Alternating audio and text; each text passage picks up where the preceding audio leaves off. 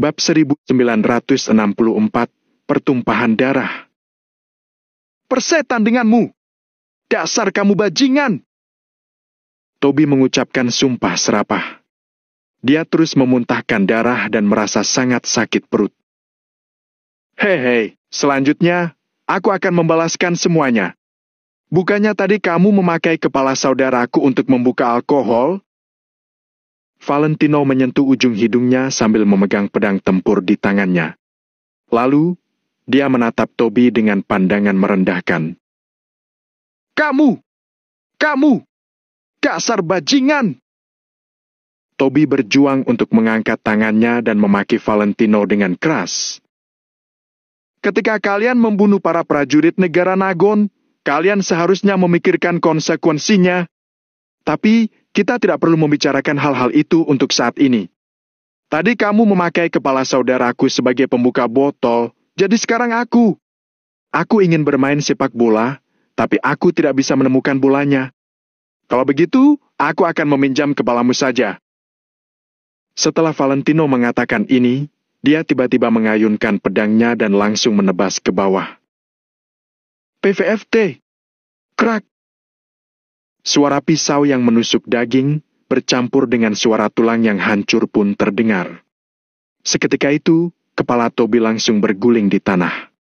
Valentino meraih kepala Toby, lalu berjalan perlahan ke arah para bandit wilayah selatan itu. Apa yang kalian katakan tidak salah. Asosiasi Pramas adalah pecundang. Aku juga adalah orang yang tak berguna.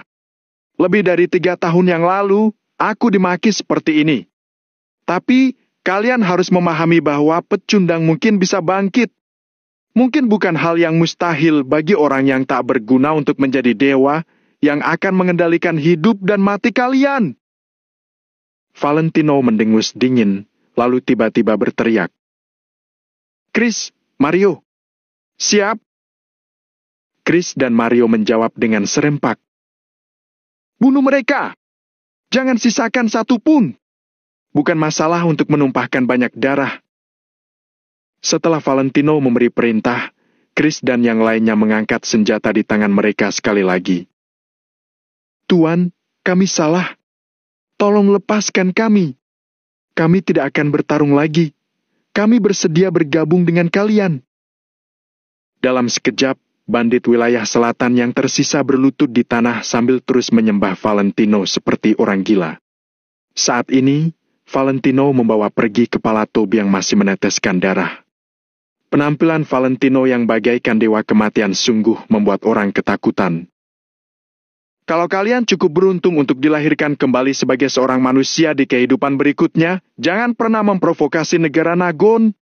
Karena, kalau kalian menyinggung negara Nagon, kalian pasti akan menerima akibatnya. Setelah mengatakan ini, Valentino berbalik dan berjalan menjauh. Boom! Boom! Dor, dor, dor! Dor, dor, dor! Boom! Boom! Boom! Seiring dengan Valentino yang berjalan menjauh, ada ledakan suara tembakan yang cepat dan sengit di belakangnya. Api membubung tinggi ke langit dan perang pun berlangsung. Api yang membubung ke langit terpantul pada jubah hitam Valentino, yang menambahkan sedikit aura membunuh padanya. Malam itu, tembakan terus terdengar untuk waktu yang lama sebelum akhirnya perlahan berhenti. Bau darah melayang tertiup angin dan terbawa hingga lebih dari 10 kilometer jauhnya. Area tanah yang luas diwarnai oleh warna merah. Darah bercampur lumpur dan bahkan membuat lumpur sampai berubah menjadi warna merah. Darah dan lumpur di tempat itu mengalir ke sungai yang panjang. Keesokan harinya, di wilayah kota makmur. Pagi-pagi sekali, Yanuar berlari lagi menemui Reza. Pak Reza, apakah hari ini ada kabar baik? Yanuar sudah benar-benar melupakan kejadian dirinya harus mengakui kekalahan di depan Valentino kemarin. Dia masuk ke ruangan dengan tangan di belakang punggungnya. Setelah masuk, Yanuar baru menyadari ada yang salah dengan suasana di ruangan itu. Reza dan Aji, serta kedua prajurit yang ada di tempat itu, hanya terdiam saja. Ada apa? Yanuar merasa suasana hatinya mencekam, lalu bertanya sambil mengerutkan keningnya. Tadi malam, Mayor Valentino mengulangi trik yang sama dan meminjam sekitar 60.000 prajurit dari wilayah selatan lagi. Aji ragu-ragu selama beberapa saat sebelum akhirnya berkata pelan. Sial! Yanuar berseru, lalu bertanya. Bagaimana bocah itu bisa melakukannya? Apakah dia terlalu pintar atau para bandit wilayah selatan itu yang terlalu bodoh? 13.000 orang yang mati masih tidak cukup dan mereka mengirim 50.000 orang lagi? Para bandit wilayah selatan itu seharusnya tidak sebodoh ini, kan? Atau apakah mereka dibuat kebingungan sehingga Valentino bisa dengan mudah mengelabui mereka? Yanuar menyentuh kepalanya, merasa kebingungan. Ya, itulah yang membuat dia sangat luar biasa. Apa yang tidak bisa kita lakukan, apa yang kita rasa mustahil, dia pasti bisa melakukannya. Itulah Valentino. Reza menghela napas pelan, lalu berkata dengan nada yang syarat emosi. Yanuar tertegun sejenak, kemudian buru-buru bertanya. Lalu, apakah Valentino melakukannya seperti sebelumnya? Apakah dia bekerja sama dengan asosiasi Maple Pavilion untuk menghabisi puluhan ribu orang ini? Sial! Kalau dia menghabisi puluhan ribu orang ini, pasti ini akan memberikan pukulan besar bagi para bandit wilayah selatan itu. Yanuar menggosok telapak tangannya sambil bertanya dengan penuh semangat. Namun, setelah kegembiraan sesaat, Yanuar merasa ada yang tidak beres. Jika Valentino menggunakan trik yang sama untuk memperoleh kemenangan lagi, Reza dan yang lainnya tidak mungkin menunjukkan ekspresi seperti ini, kan? Kenapa? Apa? Terjadi sesuatu? Yanuar perlahan duduk sambil bertanya dengan terbata-bata. Reza tidak berbicara, hanya menunjukkan ekspresi yang agak serius. Aji juga bergerak sedikit, lalu berdiri di samping tanpa berbicara. Apa yang sebenarnya terjadi? Katakan padaku. Yanuar merasa agak cemas, lalu langsung menggebrak meja dan berteriak. Jenderal Yanuar, kemarin malam, sekitar 60.000 orang bandit wilayah selatan memasuki kamp asosiasi Promas. Tidak lama kemudian, orang-orang kita mendengar suara tembakan dari dalam. Pertempuran pasti sudah dimulai. Tapi, kita masih belum tahu bagaimana keadaan dan hasil pertarungan ini. Karena tadi malam, segitiga emas diblokir oleh seseorang. Kami tidak tahu apakah mereka adalah orang-orang Mayor Valentino atau bukan. Hanya itu yang kami tahu untuk saat ini. Salah satu prajurit menghela napas, lalu melaporkan dengan suara pelan. Setelah mengatakan ini, ruangan itu menjadi sunyi lagi. Yanuar juga menatap prajurit itu dengan mata membelalak. Setelah beberapa saat, Yanuar perlahan mengangguk dan berkata, Aku mengerti maksudmu. Jadi, kalian tidak tahu kondisi di sana. Dengan kata lain, saat ini, hidup dan mati Valentino tidak diketahui dengan pasti. Reza melirik Yanuar, lalu mengangguk. Yanuar tertegun selama beberapa saat, lalu dia tertawa sambil berkata, Tidak mungkin! Sama sekali tidak mungkin! Apakah Valentino akan mati semudah itu? Tidak mungkin! Pada saat ini, kesan Yanuar tentang Valentino sudah benar-benar berubah. Bahkan di dalam hatinya, Yanuar punya kepercayaan mutlak pada kemampuan Valentino. Reza melirik Yanuar dengan agak terkejut, tetapi masih tidak mengatakan apa-apa.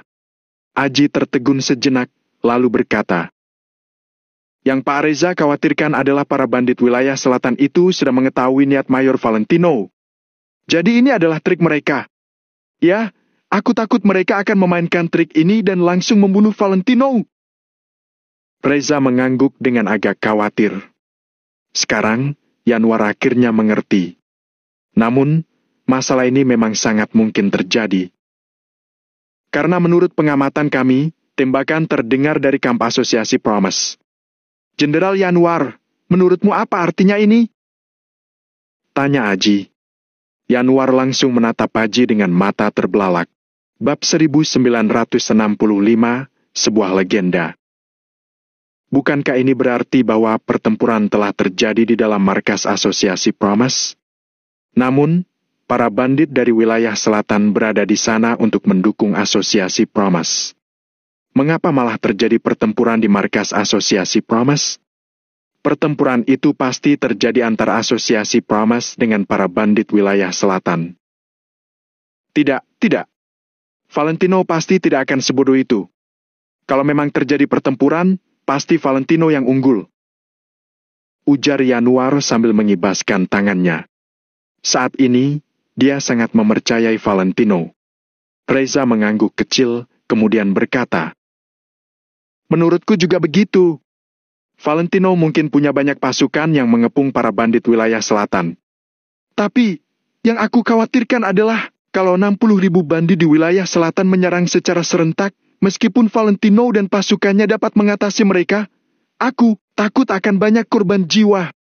Bagaimanapun, kemarin lusa dia sudah menyerang 10.000 orang secara habis-habisan. Sedangkan semalam, dia juga menghadapi 60.000 bandit." Reza menghela napas ketika membicarakan kekhawatirannya. Dia percaya bahwa Valentino pasti akan menang. Namun, dalam menghadapi 60.000 orang bandit, pasukan Valentino pasti akan mengalami banyak kerugian. Saat mendengar perkataan Reza, Yanuar terdiam. Mereka juga telah mengalami banyak pertempuran. Bahkan mereka sudah pernah bertempur sampai titik darah penghabisan. Jika para bandit wilayah selatan itu juga bertempur sampai mati, Valentino dan pasukannya pasti akan mengalami banyak kerugian. Banyak pasukan Valentino yang akan terluka. Valentino pasti akan kesulitan menghadapi pertempuran wilayah selatan yang berikutnya. Waktu terus berjalan, menit demi menit berlalu. Dalam sekejap, sudah hampir pukul 8 pagi. Reza dan yang lainnya masih menunggu kabar dengan cemas. Pandangan terkejut Reza bercampur dengan nostalgia. Akhirnya, seseorang prajurit datang untuk melaporkan kabar. "Katakan," kata Reza dengan cepat. "Pak Reza, tadi malam, semua pasukan Asosiasi Promise milik Mayor Valentino dikerahkan. 100.000 pasukan dari Asosiasi Maple Pavilion juga ikut andil. Hampir 60.000 bandit dari wilayah selatan mengepung mereka. Semalam merupakan pertempuran yang sengit. Kali ini Mayor Valentino menang lagi." Lapor prajurit itu yang mengucapkan kata demi kata. Reza dan Yanuar menatap satu sama lain, tetapi tidak merasa terlalu senang. Asosiasi Maple Pavilion ditambah Asosiasi Promise, jumlah pasukan mereka pasti lebih dari 200.000. Jadi, mereka tidak mungkin tidak dapat mengalahkan 60.000 bandit di wilayah selatan. Oleh karena itu, Pak Reza dan Yanuar sudah menduga kalau Valentino pasti akan menang. Namun, bukan itu yang mereka khawatirkan. "Ada berapa korban jiwa di pihak kita?" tanya Reza dengan gugup setelah menarik napas dalam-dalam. Dengan musuh sebanyak 60.000 orang, pasukan Valentino pasti kehilangan 20.000 hingga 30.000 orang, bukan? Ketika musuh mati, Reza dan Yanuar tidak akan merasa kasihan. Namun, pasukan milik Valentino adalah orang yang berada di pihak mereka. Rasanya sangat menyakitkan ketika tahu salah satu dari rekan kita mati. "Pak Reza, jumlah pasukan Mayor Valentino yang terluka parah sebanyak 100 orang dan yang terluka ringan ada 1.000 orang. Untuk yang meninggal dunia." Prajurit itu berhenti sejenak. "Berapa orang yang meninggal?" tanya Reza dengan gigi terkatup. "Tidak ada yang meninggal dunia," jawab prajurit itu keras-keras dengan nada gembira yang ditahan. "Hah!" Ruangan itu menjadi sunyi senyap lagi.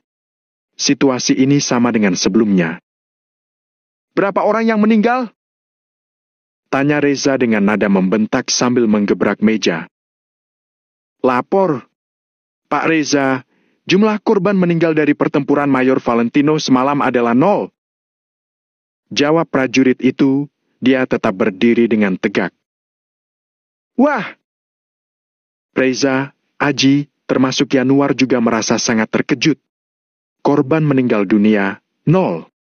Pasukan Asosiasi Promise milik Valentino berjumlah puluhan ribu.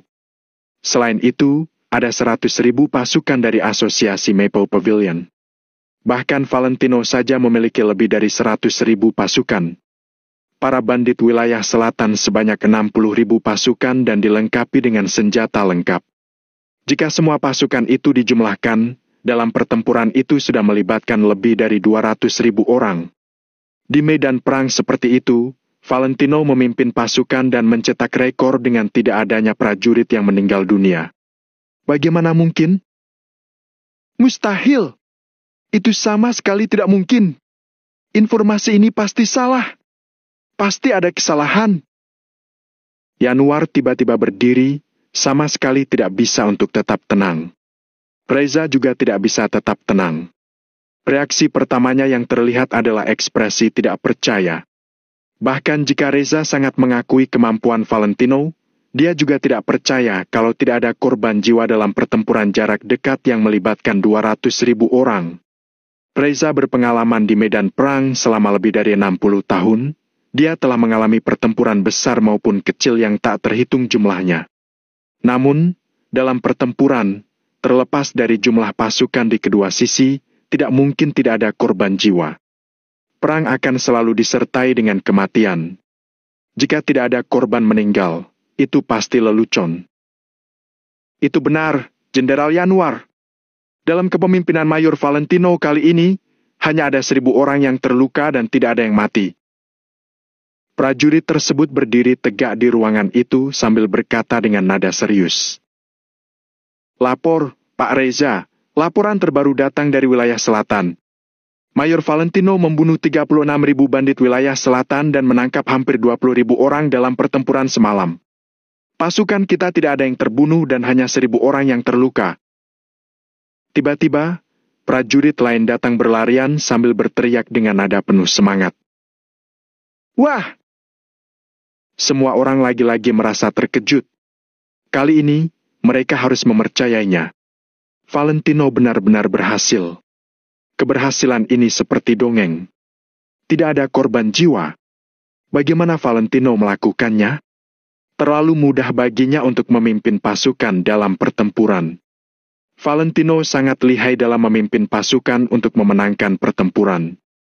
Dalam kepemimpinannya, Valentino bisa memenangkan pertempuran dengan minimal kerugian. Hal ini bisa disebut sebagai kehebatan yang tiada tara.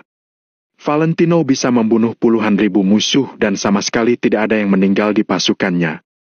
Hal ini adalah legenda dari segala legenda. Pak Reza, Anda telah mengalami banyak pertempuran. Apakah Anda pernah menjumpai peperangan tanpa ada yang meninggal? Tanya Yanuar sembari menyalakan sebatang rokok dengan tangan gemetar. Reza yang mendengar pertanyaan itu perlahan menggelengkan kepalanya. Pertarunganku yang paling indah adalah waktu aku memimpin pasukan berjumlah 2.000 orang untuk menyerbu markas bandit. Ada lebih dari 6.000 bandit di markas itu. Kami membakar tenda dan memanfaatkan kekacauan untuk menyerang. Kami membunuh 4.700 musuh dalam perang pertama, tapi kami kehilangan 500 orang. Setelah pertempuran itu, aku diangkat menjadi jenderal. Tatapan Reza tampak penuh keterkejutan bercampur dengan nostalgia. Reza memimpin 2.000 orang dan memenangkan pertempuran dengan 6.000 bandit, tetapi kehilangan 500 orang dari pasukannya. Pencapaian itu saja sudah membanggakan dan membuat semua orang bersemangat. Sedangkan pertempuran tadi malam, dari 200.000 orang yang dipimpin Valentino, sama sekali tidak ada yang meninggal. Hal itu adalah rekor pertempuran.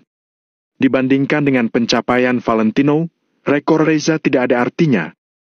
Rekor yang dicapai Valentino ini bukan lagi sangat baik. Rekor ini bisa dikatakan legenda, bahkan seperti sebuah mitos. Anda pernah mengatakan kalau dia adalah keberuntungan bagi negara Nagon. Dengan keberadaannya di sini, kita dapat memastikan stabilitas negara selama 100 tahun ke depan. Sekarang saya benar-benar percaya. Mata Yanuar dipenuhi dengan kegembiraan. Reza mengangguk pelan, kemudian bertanya. Omong-omong, bagaimana dia bisa melakukan hal hebat seperti itu? Prajurit itu berdiri tegak dan langsung melaporkan. Saya tidak tahu secara spesifik. Dikatakan bahwa Mayor Valentino meracuni para bandit di wilayah selatan dan membunuh banyak orang. Kemudian, saat melancarkan serangan, dia mengatur jarak aman untuk melepaskan bom dari jauh ke pusat posisi para bandit wilayah selatan. bab 1966 akan segera menjadi kenyataan. Yang mati karena racun dan mati terbakar ada puluhan ribu orang. Lalu, dia memanfaatkan kekacauan itu untuk melakukan serangan mendadak dan membunuh 10.000 orang lagi. Mendengar laporan dari prajurit itu, Reza dan Yanuar tidak bisa menahan diri untuk membelalakan mata mereka. Mati karena keracunan? Mati karena terbakar? Sebenarnya apa yang Valentino lakukan? Lalu bagaimana dia meracuni mereka? Tanya Reza dengan mata terbelalak. Lapor, Pak Reza, kalau itu saya tidak tahu. Prajurit itu menggelengkan kepalanya sedikit dan melaporkan dengan jujur. Haha, baiklah. Jangan pedulikan siapa atau metode apa yang digunakan, selama masalahnya dapat diselesaikan, semuanya tidak masalah. Bagus sekali, Valentino. Ujar Yanuar sambil tertawa terbahak-bahak. Yanuar tidak peduli bagaimana Valentino melakukannya. Yang dia pedulikan hanyalah hasil yang diperoleh Valentino yang akan membuat Yanuar sangat puas. Bukankah itu perbuatan yang keji? Sahut Aji setelah terkejut selama beberapa saat dengan agak tidak berdaya. Keji? Apa kamu masih ingin berdebat dengan para bandit itu? Yanuar mendengus dingin, lalu berkata, sejak dulu, kekejaman adalah tanda dari orang yang benar-benar hebat. Menurutku, Valentino melakukannya dengan baik. Reza menganggukkan kepalanya, kemudian menjawab. Benar. Selama bertahun-tahun, para bandit di wilayah selatan tidak pernah belajar dari kesalahan dan menginvasi perbatasan kita berulang kali. Jadi kali ini, kita tidak boleh berbelas kasihan lagi.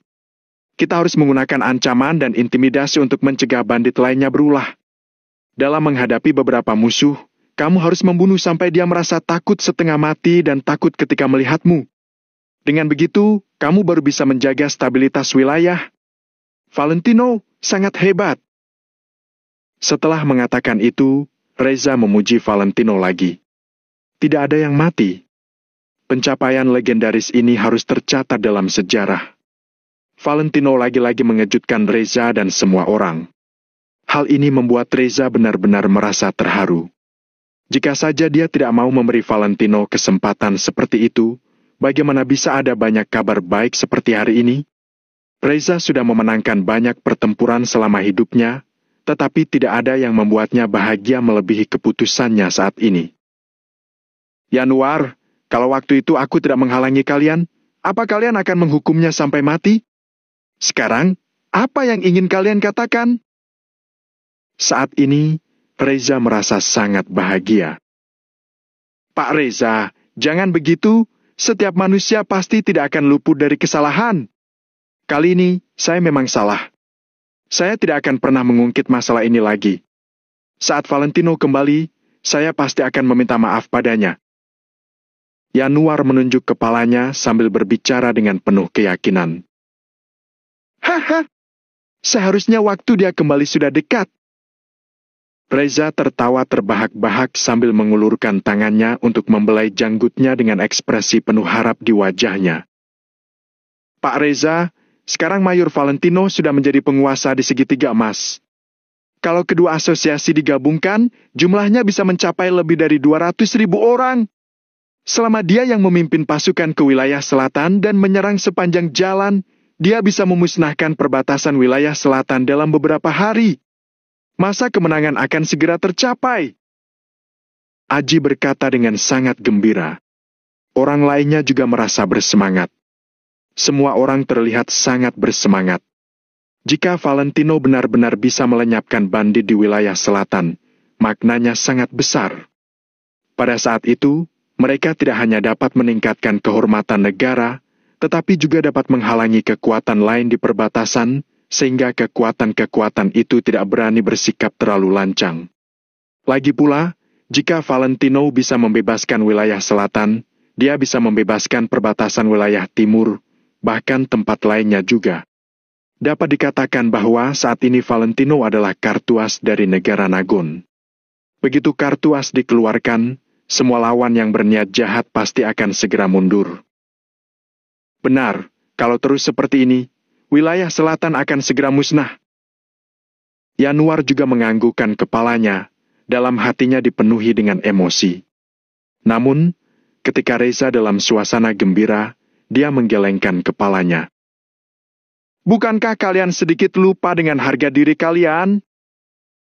Saat Reza mengatakan hal itu, semua orang merasa kebingungan. Saat ini semua orang sedang merasa senang, kenapa Reza harus mengatakan hal yang merusak kesenangan? Pak Reza, ada apa? Tanya Yanuar sambil mengerutkan keningnya setelah merasa bingung dalam beberapa saat. Kemenangan memang sesuatu yang membahagiakan, tapi jangan terlena oleh satu kemenangan. Selanjutnya, Valentino akan memulai pertempuran yang sangat sulit. Reza menggelengkan kepalanya sambil berkata dengan nada tidak berdaya. Aji mengatakan bahwa tidak sulit bagi Valentino untuk memimpin 200.000 pasukan elite untuk menyerang para bandit di wilayah selatan. Namun, jika Valentino benar-benar melakukan itu, artinya dia melanggar niat awal dari rencana ini. Begitu rencana mereka terungkap, kekuatan-kekuatan dari negara luar akan mengetahui kebenaran dari masalah tersebut.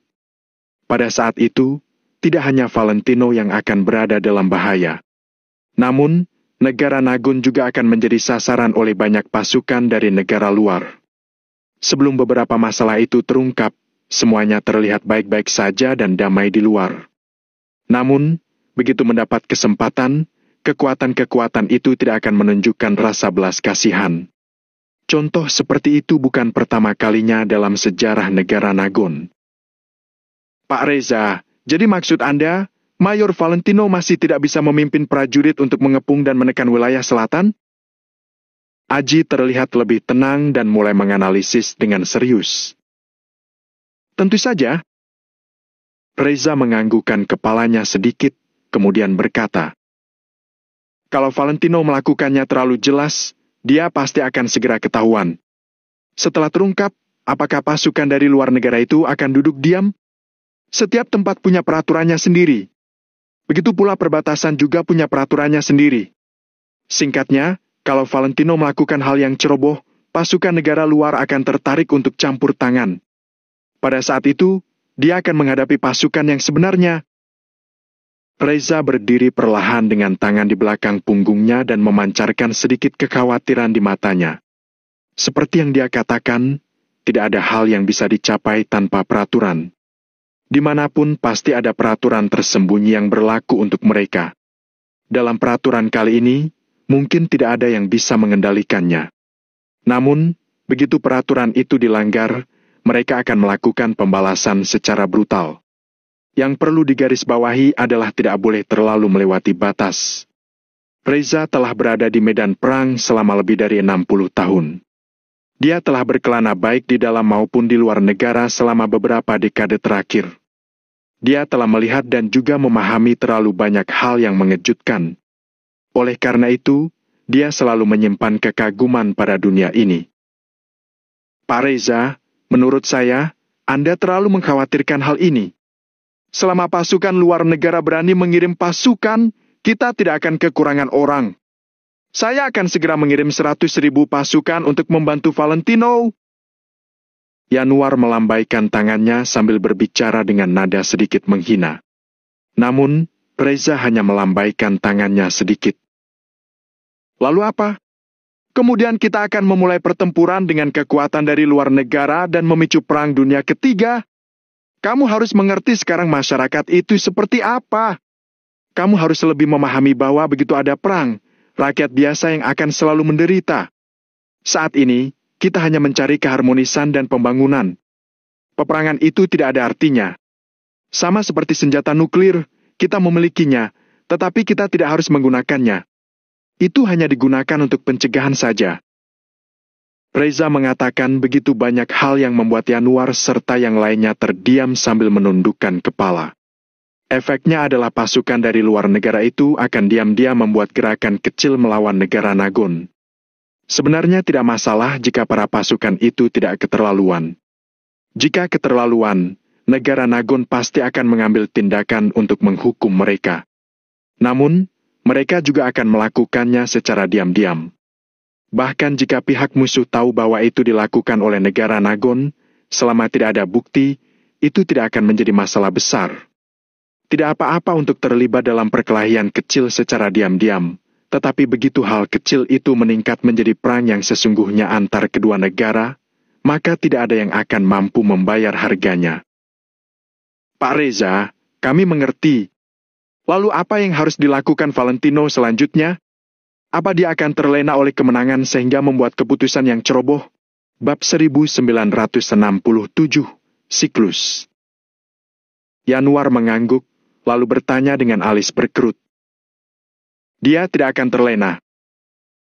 Jawab Reza sambil melambaikan tangannya. Dia yakin pikiran Valentino pasti tidak akan terganggu oleh beberapa kemenangan ini. Mengenai apa yang akan dilakukan Valentino selanjutnya, Reza juga tidak tahu. Setelah pertempuran semalam, kurasa hubungan Valentino dengan para bandit wilayah selatan akan retak. Jadi saat ini, hanya ada 2 jalan yang bisa diambil. Pertama, memanfaatkan kekuatannya. Dengan izin dari undang-undang, dia dapat bekerja selangkah demi selangkah. Melakukan itu pasti akan memakan waktu lebih lama, tapi itu juga yang paling aman. Kedua, seperti ketika Valentino berada di segitiga emas, Valentino akan menguasai wilayah selatan. Ketika saatnya tiba, dia akan membuat onar di sana. Selama informasinya tidak terungkap, tidak akan ada masalah. Reza menyipitkan matanya dan sorot matanya tampak mengerikan. Dia merasa cara kedua pasti akan memiliki efek terbaik. Valentino perlu menguasai wilayah selatan dan menghapuskan undang-undang tempat itu, kemudian membuat undang-undang baru. Ini adalah sebuah proses. Namun, proses ini sangat sulit. Saking sulitnya, orang lain susah membayangkannya. Yanuar merasa rencana Reza sangat bagus, jadi dia segera menyarankan.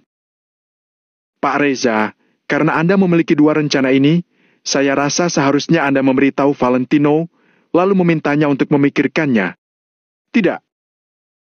Jawab Reza sambil mengulurkan tangannya untuk menepis ide Yanuar. Dia adalah dia, sedangkan aku adalah aku. Aku sudah pernah bilang, ide-ideku mungkin tidak cocok untuknya. Apalagi mungkin dia punya cara yang lebih baik. Kata Reza dengan nada tegas. Tapi, Yanuar mengulurkan tangan, lalu mengetuk meja sambil berkata. Tapi, bagaimana kalau dia salah menilai dan membuat keputusan yang salah? Haha, kata-katamu membuatku tertawa. Kata Reza sambil tertawa. Lalu, dia menghela napas. Tidak ada orang yang tidak pernah melakukan kesalahan. Aku juga pernah membuat banyak kesalahan. Tapi, mau itu benar atau salah, itu tergantung pada sudut pandangmu. Bagaimana aku bisa yakin kalau kedua caraku pasti benar? Karena itu, meskipun dia membuat kesalahan, yang bisa kita lakukan adalah mempercayainya dan mendukungnya. Setelah Reza selesai berbicara, semua orang saling bertatapan, kemudian mengangguk. Benar. Seharusnya mereka tidak perlu khawatir apakah Valentino akan membuat kesalahan atau tidak. Karena mereka telah menaruh harapan mereka pada Valentino, satu-satunya hal yang bisa mereka lakukan adalah percaya pada Valentino. Percaya pada kekuatan Valentino. Yanuar mengangguk, lalu mendongak dan bertanya. Pak Reza, menurut Anda, apa yang akan dilakukan Valentino? Reza berhenti sejenak, lalu menjawab. Aku tidak tahu. Dulu aku mengira aku bisa membaca isi pikiran orang dalam sekilas. Tapi, setelah aku bertemu dengan Valentino, aku baru tahu mana bisa isi hati orang dibaca dengan mudah. Setidaknya, aku tidak bisa membaca isi hatinya. Kata Reza sambil tersenyum sinis dan melambaikan tangannya. Ya, aku juga tidak tahu apa yang akan dia lakukan selanjutnya. Aji mengangguk, lalu berkata dengan tegas. Tapi, aku menunggu kejutan selanjutnya yang akan diberikannya pada kita. Benar. Kejutan berikutnya. Yanuar juga mengangguk. Dia mengepalkan tangan kanannya, kemudian meninju telapak tangan kirinya 2 kali. Segitiga emas. Waktu di segitiga emas sekitar 1,5 jam lebih lambat daripada di negara Nagon. Oleh karena itu, Saat ini matahari baru saja terbit dan sinar matahari yang hangat langsung menyinari tempat ini. Valentino sedang berdiri di menara pengawas yang berlantai 3, sambil memegang pagar dengan kedua tangan dan melihat ke arah timur. Setelah pertempuran semalam, hujan turun dengan lebat yang disertai dengan kilat dan guntur. Seolah-olah bahkan langit pun tidak tahan menyaksikan pembunuhan itu. Bagaimanapun juga, setelah puluhan ribu orang terbunuh, darah yang mengalir dan bercampur dengan tanah membentuk lumpur. Bau darah yang menyengat bahkan menyebar sejauh 10 kilometer. Semalam ada awan hitam yang penuh dengan kemarahan. Setelah muncul kilat dan guntur, hujan langsung turun. Darah yang awalnya menodai tanah pun disiram oleh air hujan. Semuanya menyatu menjadi aliran sungai, kemudian mengalir ke segala arah. Pada malam hari, hujan deras membasuh darah.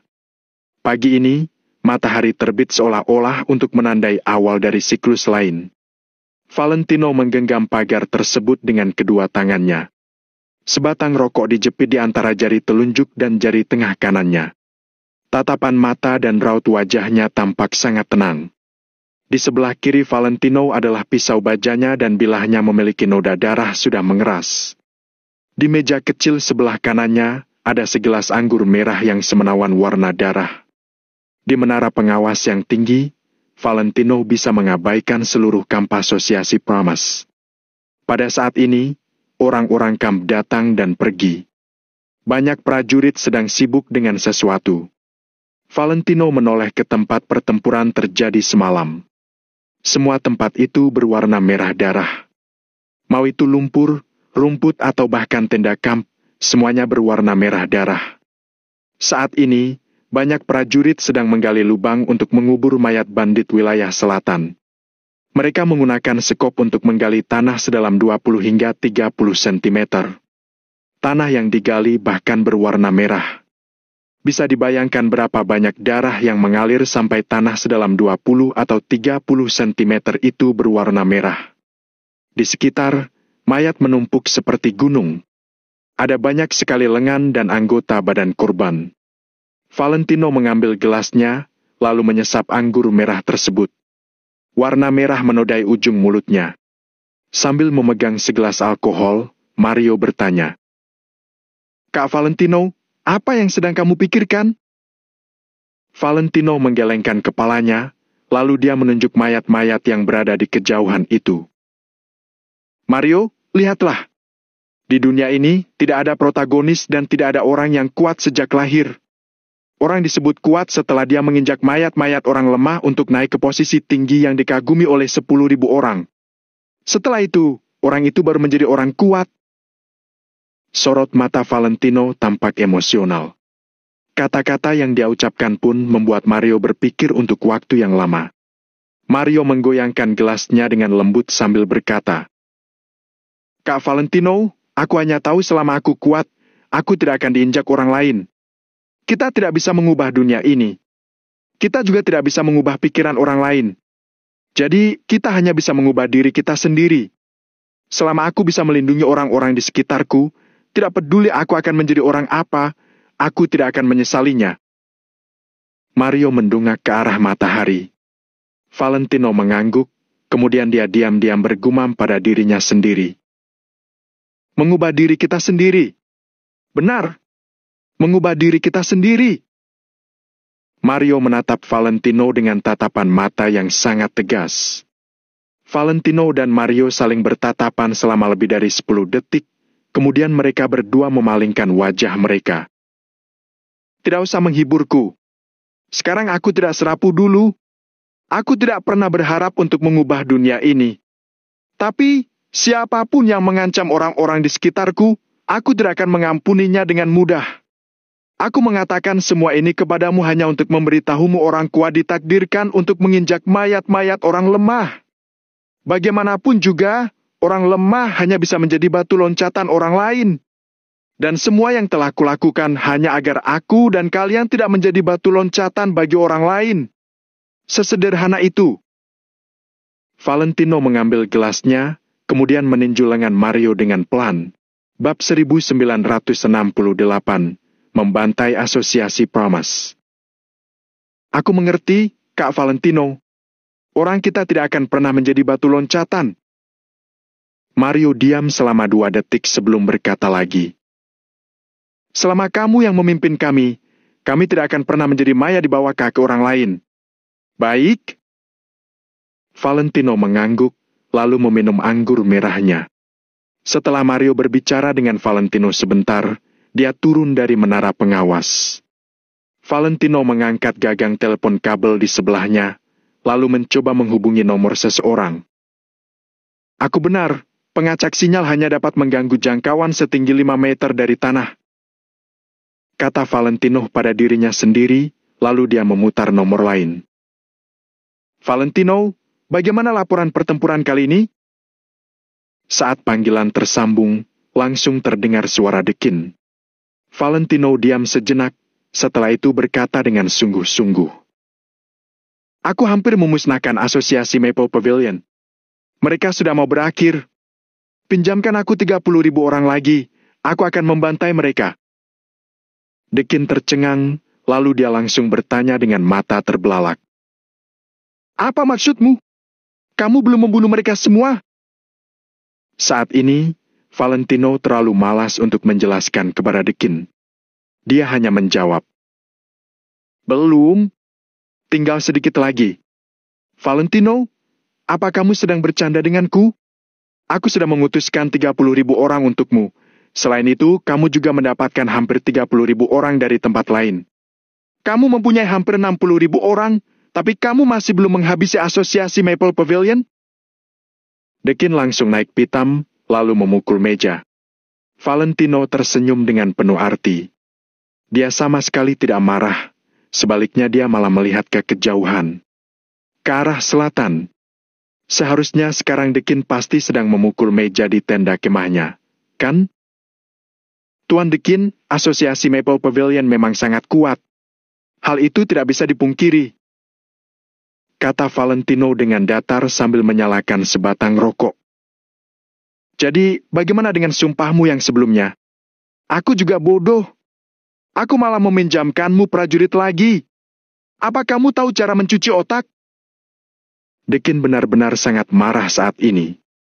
Dia bahkan tidak memedulikan citranya lagi dan membentak Valentino. Valentino mengisap rokoknya. Dia masih tidak marah sama sekali. Kemarin lusa, 13.000 bandit wilayah selatan tewas. Semalam, hampir 60.000 orang dibunuh lagi. Hal ini telah menyebabkan bandit wilayah selatan kehilangan lebih dari 70.000 prajurit. Biarkan Dekin marah-marah.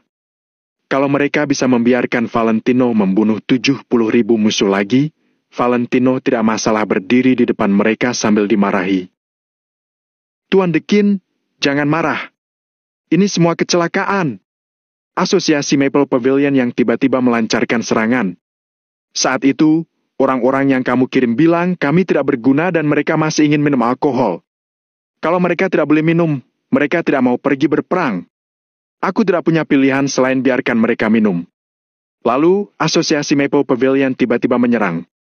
Kalau bukan karena orang kami cukup banyak, kami pasti akan menderita kerugian besar. Tapi, berkat pimpinanku yang tepat, meskipun aku kehilangan beberapa, aku masih berhasil mengusir asosiasi Maple Pavilion. Ujar Valentino dengan serius dan nada tenang. Ketika Dekin mendengar itu, amarahnya yang hampir meledak perlahan-lahan mereda. Bagaimanapun juga, Dekin sendiri yang berkata harus melakukan trik kecil agar Valentino tahu kehebatannya. Sekarang, karena bawahannya yang tidak disiplin, menyebabkan penundaan dalam pertempuran dan alhasil terbunuh oleh asosiasi Maple Pavilion, Dekin hanya menahan amarahnya. Baiklah, kembalikan prajuritku yang tersisa. Selain itu, kirim kembali juga senjata yang kusediakan beserta bunganya. Kali ini, Dekin benar-benar kesal. Jadi, dia berkata, mulai sekarang, wilayah selatan tidak akan ikut campur dalam hal segitiga emas lagi. Mengerti? Oke, tidak masalah. Valentino mengangguk dan langsung setuju. Namun, persetujuan Valentino yang cepat membuat Dekin agak tertegun. Dekin selalu merasa sepertinya ada yang tidak beres. Namun, dia tidak kepikiran apa yang tidak beres. aku punya daftar berapa banyak senjata yang aku kirimkan sebelumnya. Selain mengembalikan itu, kalian harus memberi kami kompensasi 20.000 senjata api dan peluru. Dekin mendengus. Dia sangat membenci Valentino. Tuan Dekin, aku tahu kalau masalah ini telah membuatmu marah. Aku pasti harus memberikanmu kompensasi. Tapi kami juga sedang kekurangan senjata api, jadi sepertinya aku tidak bisa memberikanmu kompensasinya. Bagaimana kalau aku memberikanmu puluhan ribu prajurit? Tanya Valentino sambil menjentikan abu rokok. Hai MPH. Dekin tersenyum sinis sambil berkata, tidak perlu. Valentino pasrah, ternyata Dekin tidak bodoh. Sepertinya rencana yang sudah dia pikirkan tidak bisa dilaksanakan. Ingat, kembalikan semua anak buahku. Selain itu, kamu harus memberi kompensasi kepada kami sebanyak 20.000 senjata api. Mulai sekarang, kita akan mengurusi masalah masing-masing. Kalau tidak, Dekin belum selesai bicara, tetapi dia langsung menutup teleponnya dengan galak. Meskipun dia sudah berkorban sangat banyak untuk segitiga emas, semua hal ada batasnya. Asosiasi Pramas telah berulang kali gagal membawakan Dekin hasil yang diinginkan. Dia tentu saja sudah harus menghentikan kerugiannya. Aku tidak akan membiarkan mereka terus melakukannya. Asosiasi Pramas, apakah kalian benar-benar telah menganggapku sebagai pekerja gratisan untuk kalian? Kali ini, aku memintamu untuk mengembalikan barang-barangku dengan bunga. Kalau tidak, aku akan membantai asosiasi Pramas. Setelah Dekin mengakhiri panggilan tersebut, dia masih sangat marah. Awalnya, dia ingin memanfaatkan asosiasi Pramas untuk menyingkirkan asosiasi Maple Pavilion. Alhasil, setelah dia memberikan mereka begitu banyak prajurit dan senjata, Dekin tidak mendapatkan apa-apa. Dia benar-benar rugi besar. Dekin depresi untuk waktu yang cukup lama sebelum akhirnya dia mengangkat gagang telepon kabel, kemudian menelepon seseorang. Sekarang, asosiasi Maple Pavilion pasti tidak bisa dihancurkan. Misi ini tidak dapat diselesaikan, jadi tentu saja dia harus melapor kepada petinggi. Di dalam kamp asosiasi Pramas, Valentino meletakkan gagang telepon sambil tersenyum dengan penuh arti. Valentino tidak terkejut Dekin tidak akan menyetujui pinjaman ketiganya. Valentino juga hanya asal bicara. Walaupun ada orang yang lumayan bodoh untuk jatuh 2 kali di tempat yang sama, dia pasti tidak akan jatuh untuk ketiga kalinya, kan? Selain itu, meskipun Valentino berusaha keras memblokir informasi, di dunia ini memiliki banyak lubang. Cepat atau lambat, Dekin akan mengetahui kebenaran dari masalah ini. Apa yang bisa dilakukan Valentino hanyalah menunda proses Dekin mengetahui kebenarannya. Sekarang, hubungan Valentino dengan bandit wilayah selatan benar-benar sudah rusak. Jadi, selanjutnya mungkin adalah perang yang sebenarnya. Valentino menjentikan puntung rokoknya sambil berjalan menyusuri menara pengawas tersebut. Saat ini, Mario dan Chris sedang berkumpul dan mengelilingi market di ruangan. Mereka masih memegang peta dan beberapa dokumen sambil mendiskusikan sesuatu. Kak Valentino, cepat kemari. Saat Chris mendongak, dia melihat Valentino. Jadi, dia buru-buru memanggil Valentino. Valentino mengangguk, kemudian berjalan ke market. Setelah itu, dia melihat keduanya berdiskusi. Kak Valentino, aku ada laporan untukmu. Bab 1969, selangkah demi selangkah. Barang rampasan yang kita ambil semalam adalah 20.000 senapan mesin ringan, 22.000 senapan otomatis dan 2.000 senapan mesin berat. Yang lainnya adalah senjata api semi-otomatis. Para bandit wilayah selatan itu terlalu tidak ikhlas. Mereka malah mengambil barang-barang rusak ini. Gumam Chris dengan kesal. Sudahlah. Kita mendapatkan semua ini secara gratis. Sudah cukup bagus kita memilikinya. Kamu jangan terlalu serakah. Valentino tersenyum, lalu mengambil peta dari tangan Mario untuk melihatnya. Di atas market di sebelahnya, seluruh segitiga emas ditutupi dengan bendera merah kecil. Ini melambangkan sekarang seluruh segitiga emas adalah milik mereka.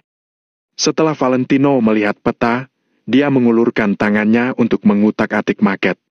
Lalu, dia berkata dengan tenang. Dari tepi segitiga emas sampai sekitar 10 kilometer ke selatan, itu adalah tanah kekacauan wilayah selatan. Selanjutnya, kita akan ke sana untuk bertarung dengan mereka. Kak Valentino, kedua asosiasi kita akan bergabung. Walaupun kita mengecualikan para tawanan, jumlahnya juga mendekati 200.000. Kalau kita mengutuskan 200.000 prajurit ini, mereka pasti akan kalah telak. Chris tersenyum dengan gembira, dia menggosok telapak tangannya sambil berkata, saat itu, semuanya akan berjalan dengan mudah. Siapa yang akan menghalangi dan siapa yang akan terbunuh? Seolah-olah dia sudah tidak sabar lagi. Valentino dan Mario tidak mengatakan apa-apa. Mereka berdua menatap Chris dengan tatapan. Apa kamu bodoh? Senyum di wajah Chris berangsur-angsur menjadi kaku, lalu dia mengusap pipinya dan bergumam. Oke, aku tahu itu tidak realistis. Aku hanya membual. Kalian aturlah. Mario pun berkata, kalau sesederhana itu, Kak Valentino tidak perlu membuat rencana yang merepotkan ini. Berapa banyak sel otak kamu yang sudah mati? Chris mengangguk, kemudian berkata, aduh, aku mengerti. Tapi, aku masih ingin bersenang-senang dan menyerang musuh. Valentino meletakkan peta tersebut. Lalu, dia berkata dengan nada datar. Jangan terburu-buru. Kamu pasti akan dapat bersenang-senang saat bertarung. Apa maksudmu? Kak Valentino, kamu punya ide apa lagi? Ekspresi Chris menjadi lebih bersemangat saat mendengar itu. Aku hanya punya rencana. Aku masih harus melihat apa aku dapat menerapkannya dengan sukses. Nanti kita bicarakan lagi. Kata Valentino sambil memalingkan wajahnya. Kak Valentino, apa yang harus kita lakukan selanjutnya? Camp Dekin baru mengenal kita selama beberapa hari, tapi dia bersedia memberi kita bantuan seperti itu. Aku rasa itu pasti untuk asosiasi Maple Pavilion. Mario mengernyit sambil menganalisis dengan saksama. Jadi, aku curiga seharusnya mereka dihasut. Kamu benar. Itulah kenapa asosiasi Maple Pavilion tidak bisa digunakan. Valentino mengangguk, kemudian berkata, bandit wilayah selatan bahkan lebih licik. Mereka mungkin mempunyai dukungan pasukan luar negeri. Jadi, kita harus lebih berhati-hati dan bekerja selangkah demi selangkah. Chris mengangguk, kemudian berkata, Kak Valentino, aku masih merasa biarkan asosiasi Promise mengalahkan asosiasi Maple Pavilion adalah hal paling tepat. Meskipun nanti mereka akan tahu kalau asosiasi Promise adalah milikmu, pada saat itu tiba, nasi sudah menjadi bubur.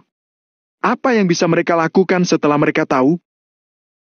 Saat Valentino mendengar itu, dia melambaikan tangannya. Tidak bisa. Aku sudah pernah memikirkan itu.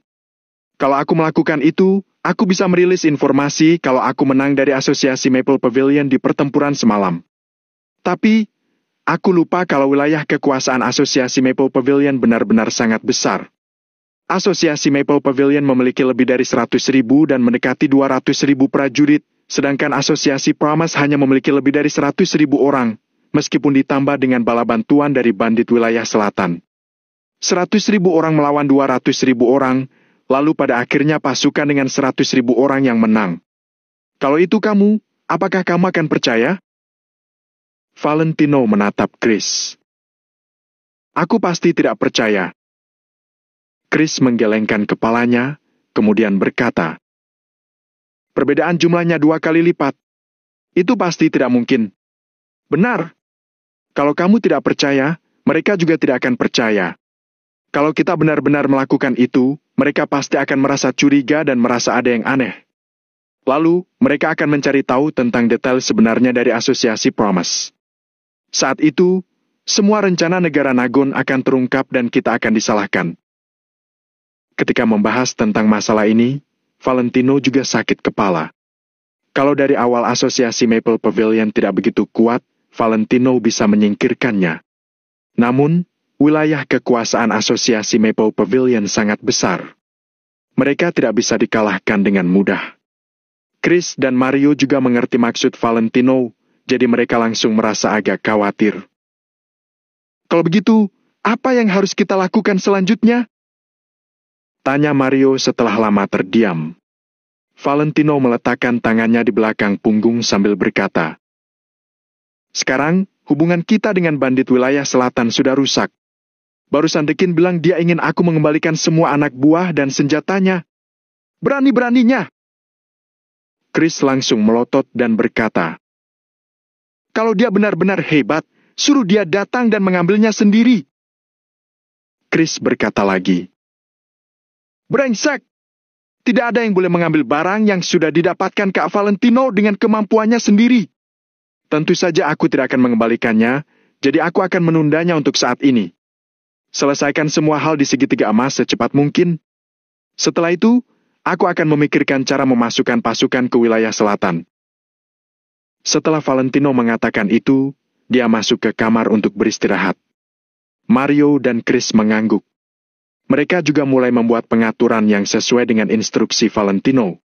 Saat ini, asosiasi Promise memiliki utang yang besar. Kalau mereka tidak mengatur dengan baik, mereka mungkin akan membangkitkan kemarahan publik, kemudian dikepung dan ditindas. Pada saat yang sama, tanah kekacauan wilayah selatan. Pasukan besar dan kecil sudah sepenuhnya menyerah bekerja sama dengan asosiasi Promise. Yang benar saja, mereka sudah meminjamkan pasukan kepada Valentino 2 kali, tetapi tidak ada yang kembali. Tidak peduli seberapa bodoh mereka tidak akan melakukannya lagi. Mereka tidak hanya tidak akan lagi berurusan dengan asosiasi Promise, tetapi mereka juga mau senjata yang mereka pinjamkan dikembalikan dengan bunga. Menurut orang-orang ini, hal yang disebut perjanjian sekutu tidak bersifat mengikat. Jadi, satu persatu pasukan mulai menghubungi asosiasi Promise. Setiap panggilan telepon adalah untuk menagih utang. Namun, setiap orang gagal untuk menghubungi asosiasi Promise. Seluruh segitiga emas seakan-akan sudah terisolasi dari dunia. Mereka tidak dapat menghubungi siapapun. Banyak pasukan pun merasa gelisah. Beberapa orang bahkan curiga jangan-jangan asosiasi Promise sudah dimusnahkan asosiasi Maple Pavilion. Namun, bagaimanapun juga, mereka pasti tidak akan bekerja sama dengan asosiasi Promise lagi. Kalau mereka ingin menyerang negara Nagon, mereka hanya bisa mengandalkan diri mereka sendiri. Jadi, banyak orang memfokuskan tujuan mereka untuk kembali ke perbatasan negara Nagon. Pada malam hari, telepon asosiasi Promise meledak lagi. Bab 1970, Menjaga Iman. Telepon di menara pengawas tidak pernah berhenti berdering. Valentino sedang duduk di menara pengawas sambil melihat bulan dan seolah-olah dia tidak mendengarnya. Namun, beberapa saat kemudian, dia menelpon Dekin untuk menstabilkan Dekin dulu. Valentino meletakkan teleponnya, lalu berkata dengan marah, "Aduh, berutang benar-benar sangat tidak enak. Sekelompok orang yang menagih utang ini benar-benar jahat. PVFT, Kak Valentino, bisakah kita jangan begitu tidak tahu malu?" Chris langsung tertawa. "Aku serius." Valentino berkata dengan sungguh-sungguh. "Bukankah hanya beberapa senjata api? Kenapa tidak sabar sekali? Untuk apa mereka mendesak kita? Apa itu berguna? Lagi pula, aku tidak akan mengembalikannya." Kata-kata Valentino langsung membuat Chris dan Mario tercengang. "Tidak, kita tidak akan mengembalikannya." Chris menyentuh kepalanya, dia sangat mendukung Valentino. Keesokan harinya, negara Nagon di tugu perbatasan. Matahari terbit pada pukul 6:30. Matahari yang hangat menyinari tugu perbatasan itu sehingga ia memantulkan lambang tugu tersebut. Ketinggian tugu perbatasan tersebut adalah 1,6 meter, ditambah ketinggian alasnya yang setinggi 40 cm, total tinggi tugu itu pun hampir 2 meter. Saat ini, sebuah pasukan yang terdiri dari 30 orang dan berjarak sekitar 2 meter, sedang berdiri tegak dan sejajar dengan telapak tangan terangkat untuk memberi hormat. Masih ada 2 prajurit dengan ekspresi serius yang sedang memegang kain lap sambil mengelap tugu perbatasan itu dengan saksama. Setiap sentimeter dan setiap sudutnya terlihat sangat bersih. Mereka tidak asing dengan hal seperti itu karena mereka melakukannya setiap hari. Hidup di perbatasan yang terpencil ini sangat terasing dan susah. Bagi para prajurit ini, untuk dapat melihat bendera negara sendiri pun susah. Jadi, tugu perbatasan setinggi 2 meter ini menjadi kepercayaan dan keyakinan mereka. Setiap prajurit berdarah besi meninggalkan rumah mereka untuk tinggal di tugu perbatasan ini. Oleh karena itu, bagi mereka, tugu perbatasan ini sangat penting. Setelah tugu itu dibersihkan, seorang pemuda berteriak, "Upacara selesai!" Semua orang mendengarkan perintah itu dan segera menurunkan telapak tangan mereka, tetapi mereka masih berdiri dengan tegak. Setelah tugu perbatasan itu dibersihkan, ia terlihat baru dan berkilauan di bawah sinar matahari. Semua prajurit berdarah besi ini terlihat gembira dan bangga. Tugu perbatasan ini adalah jiwa mereka. Demi tugu perbatasan ini dan perbatasan negara Nagon, mereka tidak menyesal. Seorang prajurit melihat kain lap di tangannya, lalu menghela napas dan bertanya, "Pak, kain lap ini juga sudah robek.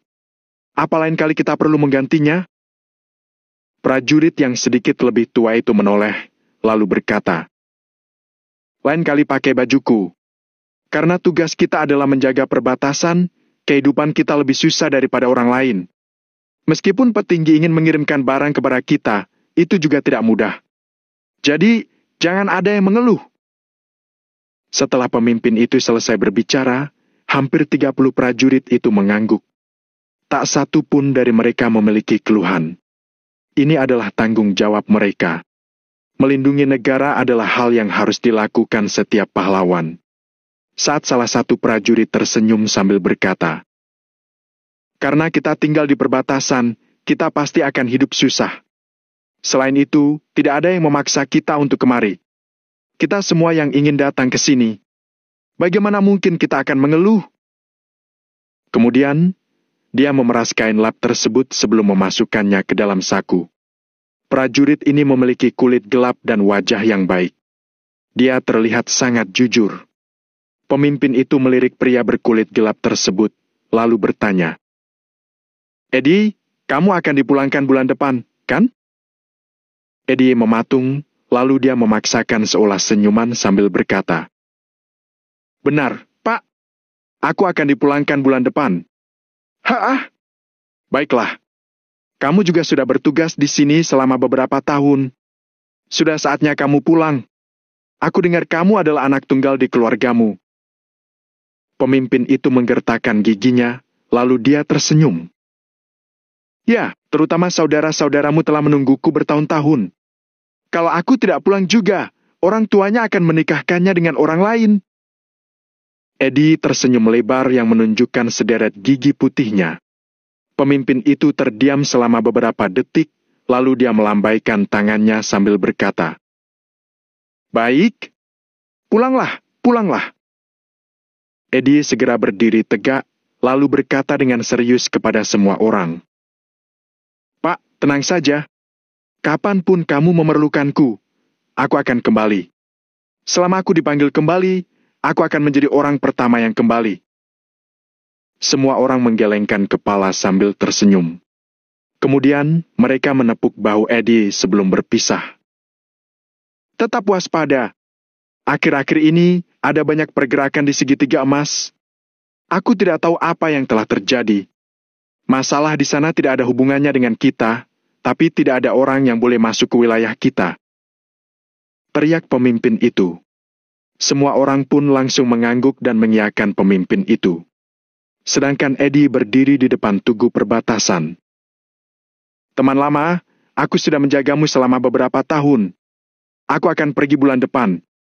Untuk terakhir kalinya, aku akan berdiri di sisimu dan menjagamu selama beberapa hari lagi." Mata Edi memerah. Dia merasa emosional ketika melihat tugu perbatasan yang setinggi 2 meter ini. Saat ini, tiba-tiba terdengar teriakan seseorang dari jauh.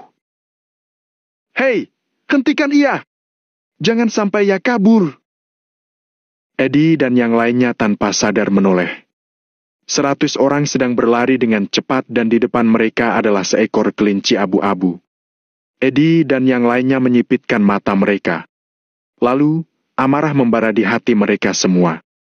Bandit-bandit wilayah selatan itu adalah musuh terbesar mereka. Entah sudah berapa banyak prajurit negara Nagon yang diprovokasi mereka, kemudian mati di tangan mereka. Fu! Eddie menarik napas dalam-dalam, lalu berhenti melihat ke arah itu. Dor! Dor! Sial! Tembakanku mau meleset! Kejar! Lebih dari 100 bandit wilayah selatan itu mengejar kelinci itu. Setelah itu, kelinci tersebut lari ke arah Eddie. Wush! Kelinci itu berlari melewati kaki Eddie, lalu masuk ke wilayah negara Nagon. Di antara lebih dari 100 bandit itu, seorang pemimpin yang muda berteriak. Sialan! Kejar kelinci itu! Kemudian, dia langsung berlari ke arah kelinci itu pergi. Berhenti! Pemimpin pasukan negara Nagon segera melangkah maju, kemudian berdiri di garis perbatasan dan berkata kepada semua bandit itu. Tidak ada yang boleh masuk ke wilayah negara Nagon. Kami akan pergi setelah menangkap kelinci itu. Kata pemimpin bandit itu kepada pemimpin pasukan itu dengan ekspresi kesal. Pemimpin pasukan negara Nagon tidak mengatakan apa-apa dan tetap menghalangi para bandit itu. Lebih dari 100 bandit itu meludah dengan marah. Apa maksudmu? Apa kamu sedang mencari masalah? Salah satu pemuda wilayah selatan bahkan ingin langsung melangkah masuk ke dalam perbatasan negara Nagon. Klik, klik, klik! Eddie dan yang lainnya langsung menarik kunci pengaman senapan masing-masing untuk menunjukkan niat mereka. Tidak ada yang boleh memasuki negara Nagon. Kalau kalian masuk tanpa izin, kalian akan langsung ditembak. Seru pemimpin pasukan sambil menggertakkan giginya. Kurasa kalian sedang cari mati ya? Dasar pecundang! Pemuda yang memimpin para bandit wilayah selatan itu langsung meneriakkan perintahnya. Klik, klik, klik! Lebih dari 100 bandit itu juga langsung mengangkat senjata api mereka, kemudian mengarahkannya ke pemimpin pasukan negara Nagon dan yang lainnya.